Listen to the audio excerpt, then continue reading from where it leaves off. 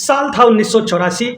इंदिरा गांधी की मौत के बाद अचानक से सहानुभूति की ऐसी लहर चली जिसमें बड़े बड़े दिग्गज अपनी सीटों से चुनाव हार गए। कांग्रेस पार्टी ने इतिहास का सबसे बेहतर प्रदर्शन किया। आज तक उस प्रदर्शन का रिकॉर्ड कोई नहीं तोड़ सका है। जी हाँ, उस समय अकेले कांग्रेस पार्टी ने 404 सीटें जीती। जिस समय लोकसभा का इलेक्शन था उस समय पंजाब और असम में अशांति और उग्रवाद का माहौल था, जिस कारण वहां पर इलेक्शन देरी से हुए।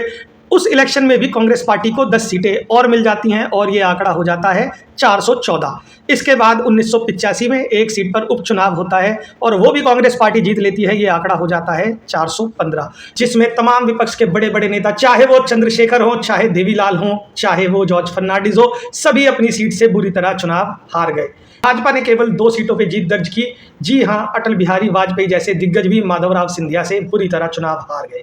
इसके बाद प्रधानमंत्री बने राजीव गांधी और उनके प्रधानमंत्री बनने के समय मात्र भाजपा के पास 2 सांसद थे। अब जरा सोचिए, उस समय राजीव गांधी भी ईडी सीबीआई को लगाकर इन लोगों को झूठे केसों में फंसाकर अगर अपनी पार्टी में शामिल कर लेते तो क्या होता। विपक्ष कभी रह ही नहीं जाता। दोस्तों, डेमोक्रेसी का नाम सिर्फ बहुमत जुटाना ही नहीं है, बल्कि डेमोक्रेसी का मतलब होता है लोकतंत्र में भरोसा रखना, जोड़ तोड़ से बचना और सत्ता पक्ष के साथ साथ एक मजबूत विपक्ष का विकल्प भी होना बेहद ज़रूरी है।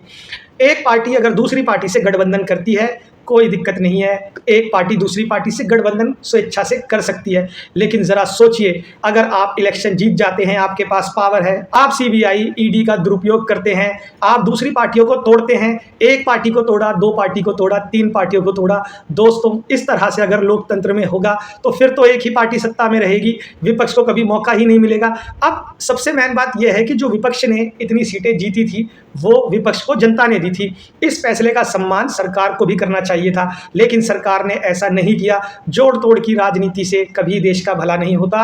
एक मजबूत विपक्ष का होना लोकतंत्र में उतना ही जरूरी है जितना जरूरी एक मजबूत प्रधानमंत्री का होना है। 1984 में प्रचंड बहुमत के बाद राजीव गांधी ने किया होता तो क्या आप सोच सकते हैं आज भारतीय जनता पार्टी सत्ता में होती। तो आज अगर भारतीय जनता पार्टी सत्ता में है तो वो इस लोकतंत्र की बदौलत है। उसे इस लोकतंत्र को सुरक्षित रखना चाहिए, उसे इस तरह के जोड़ तोड़ के प्रयासों से बचना चाहिए।